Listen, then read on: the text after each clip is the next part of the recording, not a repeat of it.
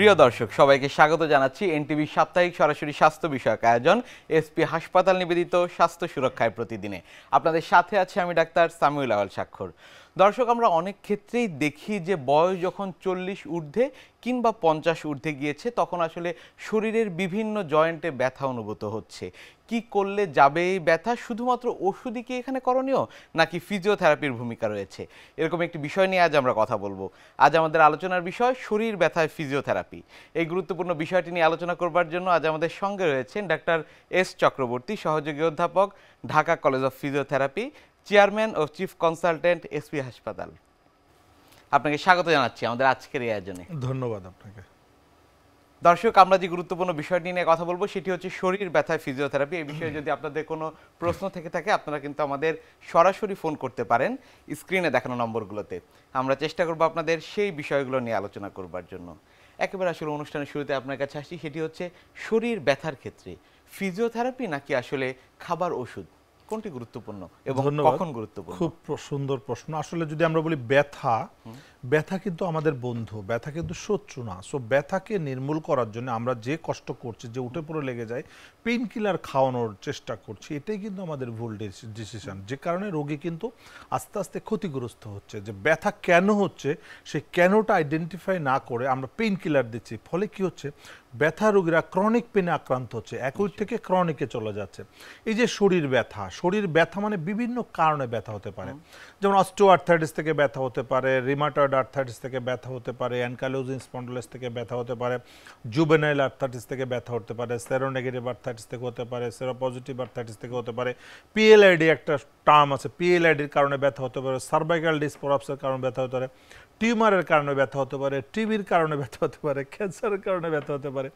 এখন কোন কারণে ব্যথা হচ্ছে সেই কারণটা আইডেন্টিফাই করা হচ্ছে আমাদের সর্বপ্রথম কাজ। তবে একটা জিনিস, যে আমাদের এই শরীর সৃষ্টিকর্তা সৃষ্টি করেছে, এর প্রথম ওষুধ এবং শেষ ওষুধ যেটা আমরা বলছি যে এক্সারসাইজ কিন্তু বেস্ট মেডিসিন। সো যদি আমরা এক্সারসাইজ ঠিক মতো করি তাহলে আমরা অনেক ডিজিজকে কিন্তু আমরা প্রিভেনশন করতে পারি, অনেক ব্যথাকে আমরা প্রিভেনশন করতে পারি এবং অনেক মেডিসিন থেকে আমরা দূরে থাকতে পারি। সো যে কারণে ফিজিওথেরাপির ডিমান্ড দিন দিন বেড়ে যাচ্ছে, দেশে বিদেশে সব জায়গায় দেন ফিজিওথেরাপি আস্তে আস্তে আস্তে আস্তে চাহিদা বেড়ে যাচ্ছে, ফিজিওথেরাপির চিকিৎসার প্রয়োজনীয়তাটা বেড়ে যাচ্ছে। কেন? কারণ এই যে ব্যথায় ওষুধ খেতে খেতে, কারণ আমরা জানি আপনি ব্যথার জন্য একটা দিন ওষুধ খেতে পারেন, 2 দিন 3 দিন খেতে পারেন, তারপরে কি হবে? তো 3 দিন খেলে 4 দিনের দিন ব্যথা কিন্তু বেড়ে যাবে। কারণ যেটা বলা হচ্ছে, রিসার্চে বলছে পেইন কিলার পেইনকে কিন্তু সারায় না, পেইনকে বাড়ায়।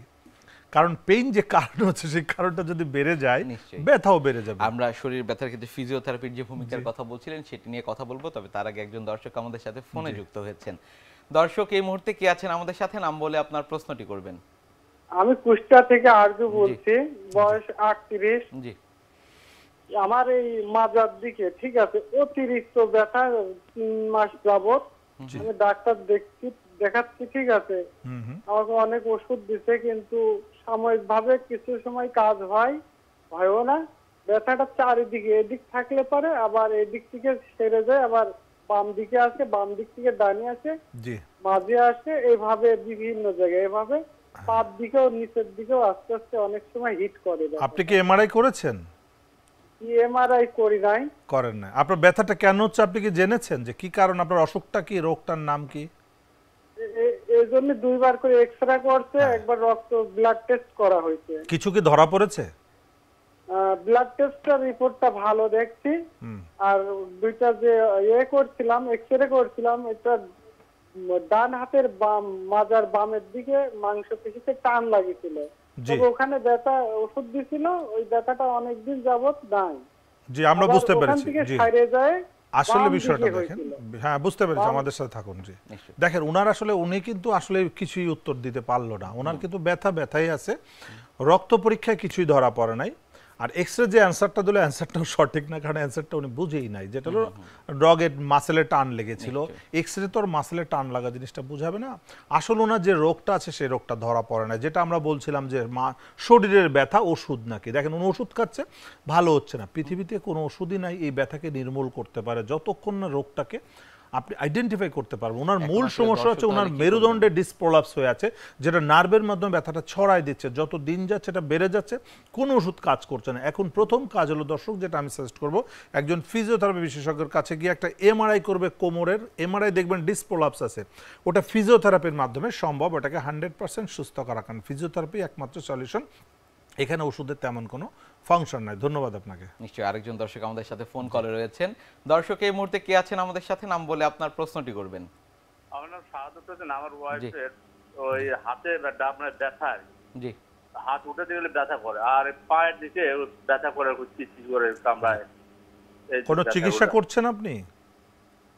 পায়ের দিয়ে চিকিৎসা আগে করেছিলাম, কিন্তু এই হাতের ব্যথাটা অনেক বেশি মাছ দিয়ে ফেলে আর কি। কোমরে কোনো ব্যথা আছে? কোমর ব্যথা আছে, কোমরেও ব্যথা আছে। ওনার বয়স কত? বয়স 46। ওনার কি ডায়াবেটিস আছে? আছে। ধন্যবাদ, আমরা বুঝতে পেরেছি। দেখুন ওনার যেটা বলছে, অ্যাকচুয়ালি হাত তুলতে কষ্ট হয়, হাতে ব্যথা, এটা ফ্রোজেন শোল্ডার।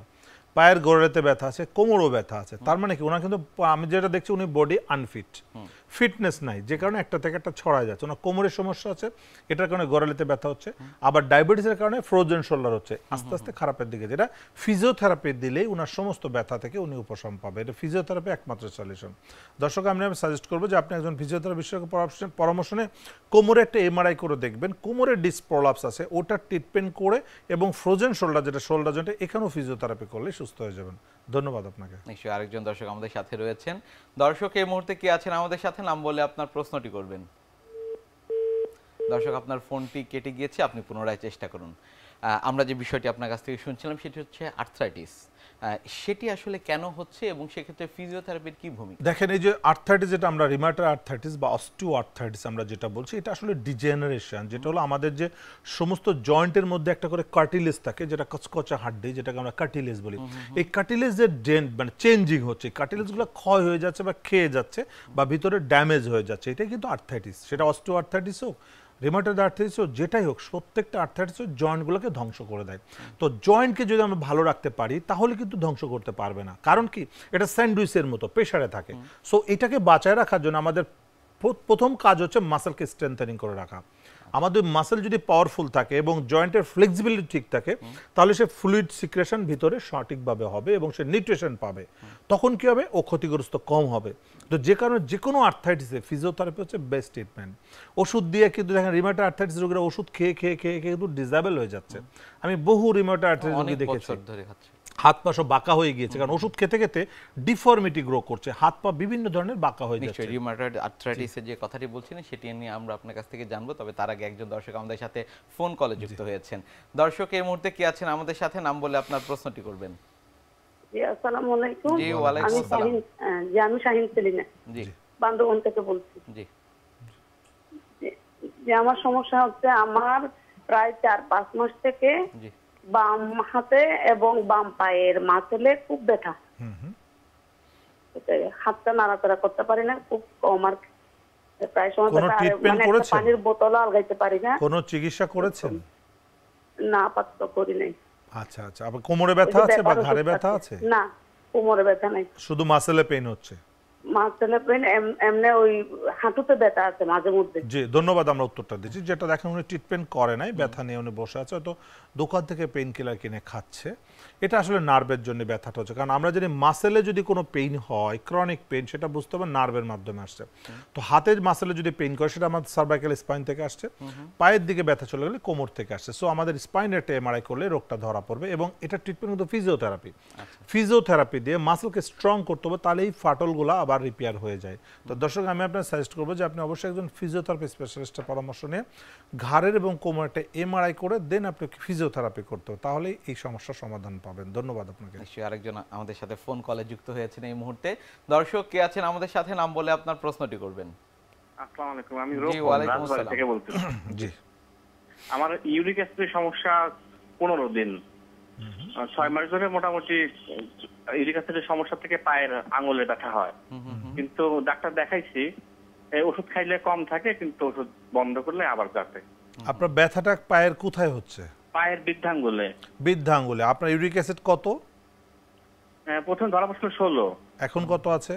এখন প্রতিদিন মাপছি 5.5। আপনি এখন কি ওষুধ খাচ্ছেন? ওষুধ খাচ্ছি, কয়েকটা ওষুধ দিচ্ছে, ঠিক সরি নামটা আমি বলতে পারবো না। আচ্ছা আচ্ছা, বুঝতে পেরেছি। আপনার জয়েন্ট কি শক্ত হয়ে গিয়েছে না ভাঁজ? শক্ত হয়নি, নরমই আছে। আচ্ছা, ধন্যবাদ, আমরা উত্তরটা দিচ্ছি। দেখেন, ইউরিক অ্যাসিডের জন্য কিন্তু আমাদের যেটা পায়ের বুড়ো আঙুলের গোড়ালিতে ব্যথা হয়, এটা প্রথম অ্যাটাক করে ওখানে প্রচুর ফুলে যায়, তখন ব্যথার ওষুধ খেয়ে বা ইউরিক অ্যাসিডের ওষুধ খেয়ে কমাতে হয়। কিন্তু আলটিমেটলি পার্মানেন্ট সলিউশন কি? পার্মানেন্ট সলিউশন হচ্ছে এক্সারসাইজ, হাঁটতে হবে।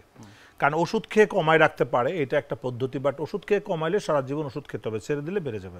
কিন্তু একটা মাত্র সলিউশন, সেটা হচ্ছে আপনি যদি হাঁটা চলা করতে পারেন প্রচুর পরিমাণে, হাঁটলে কিন্তু এটা ন্যাচারালি ইউরিক অ্যাসিডটা কন্ট্রোলে চলে আসবে। সো প্রচুর হাঁটতে হবে, কমপক্ষে 1.5 থেকে 2 ঘন্টা হাঁটতে হবে সারাদিনে। আরও বেশি যদি হাঁটতে পারে 3 ঘন্টা 4 ঘন্টা কাজের ফাঁকে ফাঁকে, সারাদিন মিলে যদি সমস্ত কাজের ফাঁকে 2-3 ঘন্টা 4 ঘন্টা হাঁটতে পারে, তাহলে ইউরিক অ্যাসিডটাকে কন্ট্রোল রাখা সম্ভব। আদারওয়াইজ ওষুধ খেতে হবে এবং এক্সারসাইজ করতে হবে। তো দর্শক, আমি আপনি সাজেস্ট করবো যে আপনি যে ট্রিটমেন্ট করছেন ঠিক আছে, ওটা পাশাপাশি অবশ্যই একটু ফিজিওথেরাপি করুন এবং আপনাকে হাঁটা চলা করতে হবে, হাঁটতে হবে প্রচুর পরিমাণে, না হলে ইউরিক অ্যাসিড আপনাকে সবসময় ওষুধ খেয়েই কন্ট্রোলে রাখতে হবে। ধন্যবাদ আপনাকে। নিশ্চয়ই আরেকজন দর্শক আমাদের সাথে ফোন কলে যুক্ত হয়েছেন এই মুহূর্তে। দর্শক কে রয়েছেন আমাদের সাথে, নাম বলে আপনার প্রশ্নটি করবেন। আসসালামু আলাইকুম। জি, ওয়ালাইকুম আসসালাম। জি দর্শক, আপনার প্রশ্নটি করুন। ওয়ালাইকুম আসসালাম। জি, আমরা আপনাকে শুনতে পাচ্ছি। আমি বগুড়া থেকে বলছি। আনোয়ারা বেগম। আপনার টিভির ভলিউমটি কমিয়ে দিয়ে আমাদের প্রশ্নটি করবেন। জি জি, আমি ভলিউম কমে দিছি। এবার কথা বলুন। দর্শক আমার হচ্ছে আপনার প্রশ্নটি করুন। আমার হেঁটুতে ব্যথা আর পায়ের গোড়ালির ব্যথা। জি, এই জানুয়ারি আসছে 3 বছর হবে। আমি একটু শাড়ির কাছে যাব, এর জন্য শাড়ির সাথে একটু কথা বলবো। জি জি, আমি শুনতে পাচ্ছি, বলুন। আসবেন আপনি? স্যার, হ্যাঁ বলুন। আমি বগুড়া থেকে বলছি, আমি আপনার ওখানে যাব।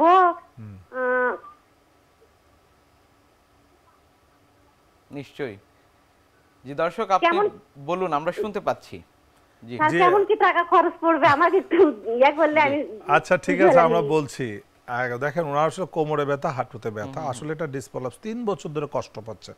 যেটা আমরা বলি কোমর ব্যথা, হাঁটু ব্যথা রোগীদের জন্য আসলে 3 বছর 4 বছর 5 বছর কষ্ট পাওয়ার কিছু নেই, এবং অনেকের ধারণা এটা কি আর কোনোদিন ভালো হবে না। আমি যেটা বলতে চাই যে কোমর ব্যথা, হাঁটু ব্যথা, ঘাড় ব্যথাটা ভালো করে ভালো রাখা সম্ভব, সারা জীবনই ভালো রাখা সম্ভব নিজের কন্ট্রোলে। এটা আমরা এসপি হসপিটালে আমরা যেটা করছি, পেশেন্টকে এমআরআই করে আগে আমরা দেখছি যে আসলে তার কোথায় কোথায় প্রবলেম আছে, দেন ওটা সলভ করার জন্য আমরা 3 থেকে 4 সপ্তাহ একটা ট্রিটমেন্ট দিয়ে দিই। এই 3 থেকে 4 সপ্তাহ চিকিৎসার মাধ্যমে কিন্তু সে সুস্থ হয়ে যাচ্ছে এবং শিখে নিচ্ছে, যেটা আমরা বিশ্বাস করি যে কোনো কিছু করে দেওয়ার থেকে শিখিয়ে দেওয়া অনেক ভালো। কারণ আমি যখন তাকে শিখিয়ে দিচ্ছি, উনি বাসায় গিয়ে নিজেরটা নিজে করতে পারবেন। তো সারা জীবন যদি উনি এক্সারসাইজ করে উনি ভালো থাকে, উনি স্বাভাবিক জীবনযাপন করতে পারে, সো ওষুধের কোনো প্রয়োজন হবে না। তো যেটা হলো আমরা এসপি হসপিটালে করে থাকি। তো দর্শক, অবশ্যই আপনি এসপি হসপিটালে আসবেন, আমি আপনাকে ট্রিটমেন্ট করব। আর খরচের ব্যাপারটা এটা আসলে ডিপেন্ড করে যে কোন রোগীর কি খরচ হবে, আসলে এটা ইন্ডিভিজুয়াল বলার কোনো সুযোগ নাই। কারণ আমাদের এখানে আমরা 600 টাকা ভিজিটের রোগী দেখছি, যেটা আসলে সরকারি হাসপাতালের মতোই বলতে পারেন। যে আমাদের টিম কাজ করে, যে একজন পেশেন্ট যখন আউটডোরে আসে তার জন্য প্রথমে আমরা 3-4 জন কনসালটেন্ট কিন্তু রোগী দেখছি। এই 3-4 জন মিলে কিন্তু 600 টাকা মাত্র ভিজিট। এটা একটা ভিজিটে আমরা প্রথমে তাকে দেখছি তার কি কি প্রবলেম আছে। আমরা যেটা এটা মেডিকেল বোর্ডের মতো বলতে পারেন, যে আমরা দেখে তাকে সিলেকশন করছি যে কি কি প্রবলেমগুলো আছে।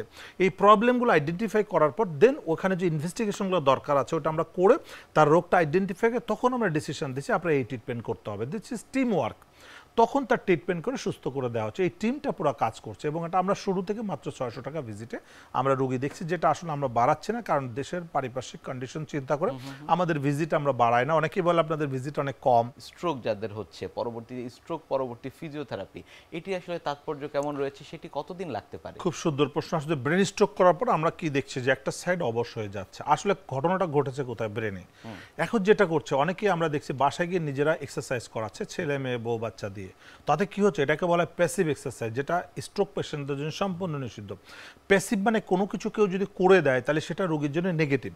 এটাকে আমরা বলছি রিএডুকেশন, মানে তার ব্রেনে যে সফটওয়্যারটা কাজ করতো সেটা সে ভুলে গিয়েছে স্ট্রোকের কারণে।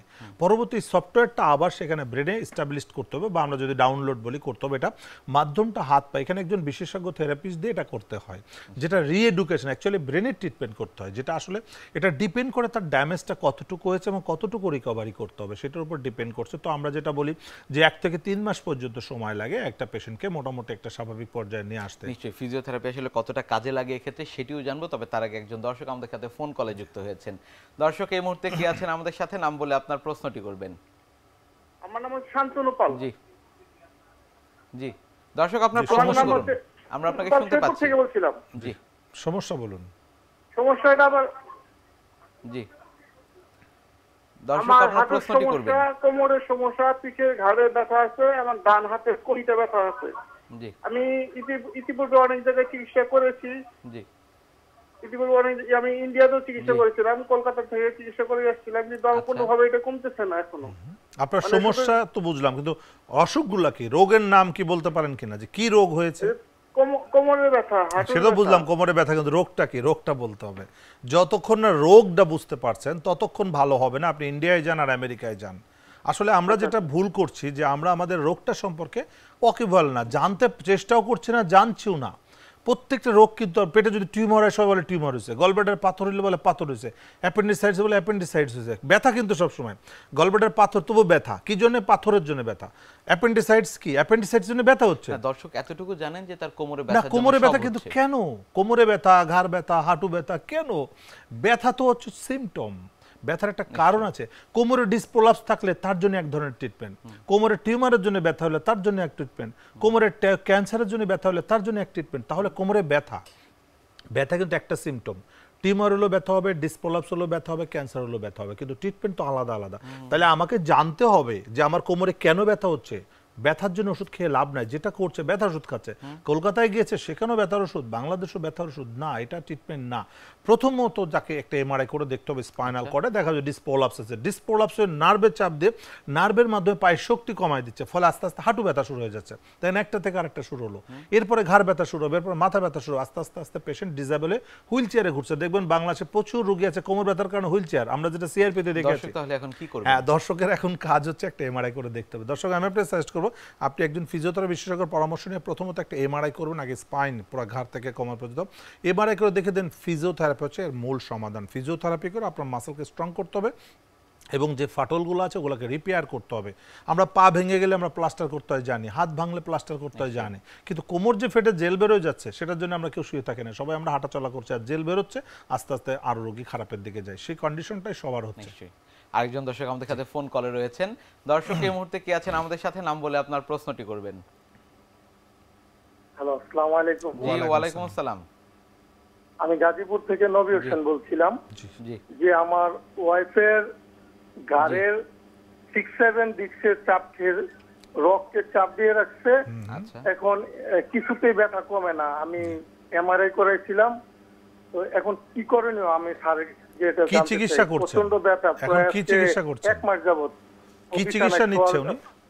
জি, কি চিকিৎসা নিচ্ছেন? স্যার এখন আপাতত আমি ওকে ওষুধ খাওয়াইতেছি, ডাক্তার স্যার যে ওষুধগুলো দিচ্ছে, কিন্তু উনি বলছে অপারেশন করানোর জন্য।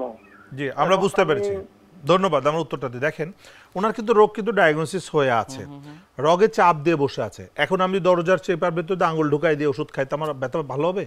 হবে না, এটাকে সরাতে হবে। তো এই যে চিপার মধ্যে যে চাপটা খেয়েছে, জেলটা গিয়ে নার্ভে চাপ দিয়েছে, এটা রেস্টে থাকলে অটোমেটিক রিপেয়ার হয়ে যাবে। তো উনি রেস্ট নিচ্ছে না, মুভমেন্ট করছে, পেইন কিলার খাচ্ছে।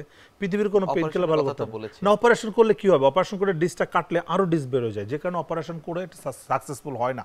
ম্যাক্সিমাম অপারেশন এগুলা থেকে নেগেটিভ হয়ে যায়, যে কারণে আমরা হচ্ছে অপারেশনের দরকার নেই, রিস্কে কেন যাব? সার্ভাইকাল স্পাইনে অপারেশন করতে কে চায়?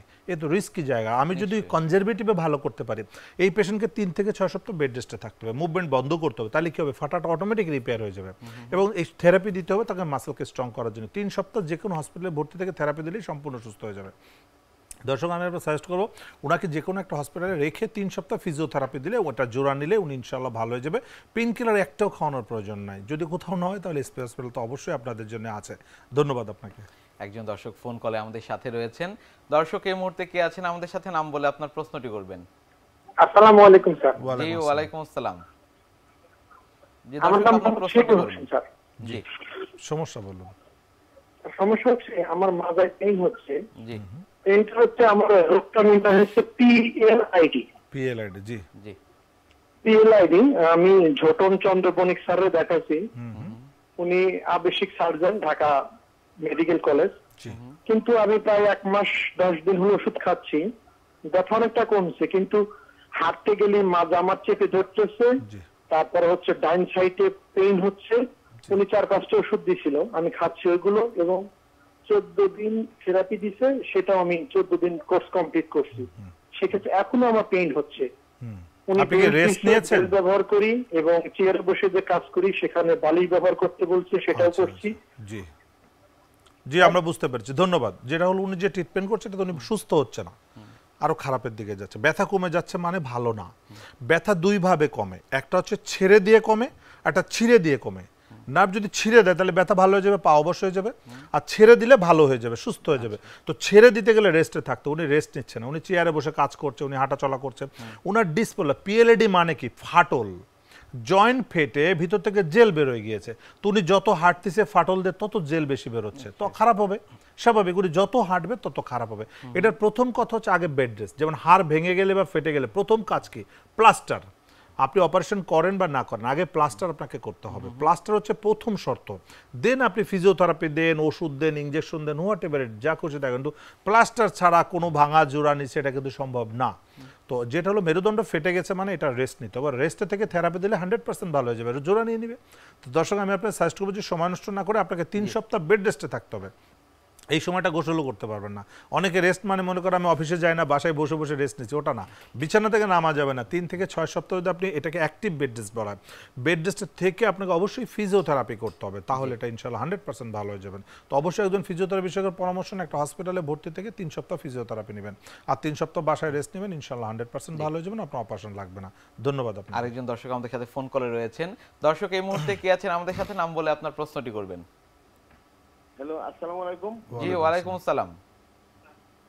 আসসালামু আলাইকুম, আমার নাম ফয়েজ আহমেদ। আমার জি দর্শক, আপনার প্রশ্নটি করুন, আমরা শুনতে পাচ্ছি। আমি ওই যে অফিসে অনলাইনে কম্পিউটারে কাজ করি। হ্যালো, বুঝতে পেরেছি, বলেন।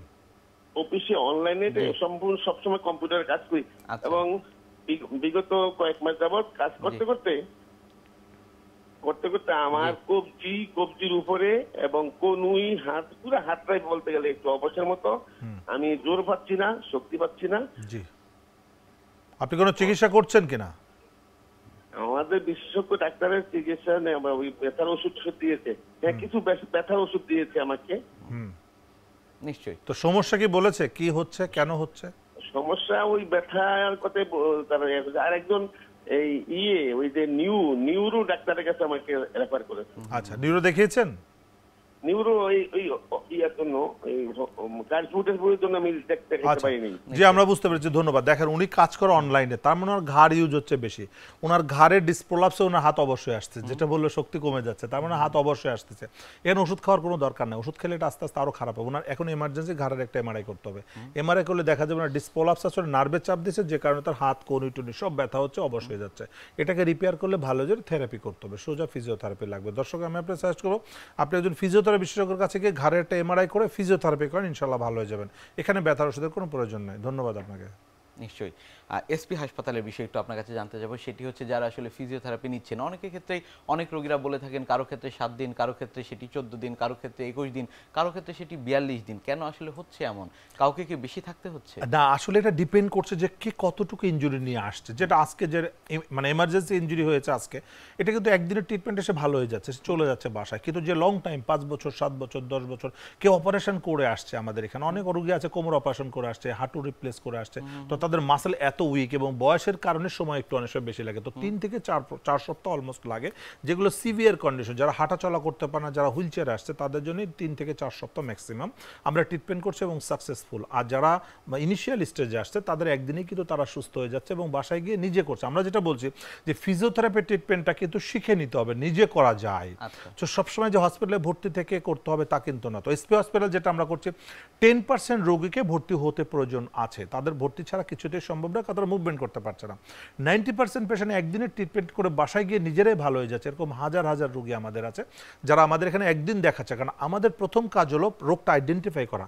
যেমন উনি বলছে ওনার হাত অবশ হয়ে যাচ্ছে, ভারী হয়ে যাচ্ছে, তো প্রথম কাজটা কি রোগটা আইডেন্টিফাই করা যে কেন তার ভারী এবং অবশ হয়ে যায়। তো আমরা যদি এমআরআই করলে ধরা পড়বে। দেন যদি ডিসপোলাপস অল্প আছে ওনাকে আমরা এক্সারসাইজ শিখিয়ে দিচ্ছি, বাসায় গিয়ে করেন, রেস্ট নেন, নিজে করেই ভালো হয়ে যাচ্ছে। যদি সে বাসায় না পারে সেক্ষেত্রে আমাদের হসপিটালে 2 থেকে 3 সপ্তাহ থেরাপি দিচ্ছি। কি প্রয়োজন সেটি আপনারা বলে দিচ্ছেন। রাইট। জি, অনেক ধন্যবাদ আপনাকে আমাদের আজকের এই অনুষ্ঠানে আসবার জন্য। আপনাকেও ধন্যবাদ। প্রিয় দর্শক, এতক্ষণ দেখছিলেন এসপি হাসপাতাল নিবেদিত স্বাস্থ্য সুরক্ষার প্রতিদিন। কথা হচ্ছিল খুব গুরুত্বপূর্ণ একটি বিষয়, শরীর ব্যথায় ফিজিওথেরাপি নিয়ে। যাদের আসলে অনেকদিন ধরে শরীর ব্যথা রয়েছে, শুধুমাত্র ব্যথার ওষুধ খেলেই চলবে না, একজন বিশেষজ্ঞ চিকিৎসকের পরামর্শ অবশ্যই নেওয়া উচিত। আজ এখানেই শেষ করছি, আগামীতে আবারও দেখা হবে। সে পর্যন্ত আপনারা সবাই ভালো থাকুন, সুস্থ থাকুন, এনটিভির সাথেই থাকুন। আল্লাহ হাফেজ।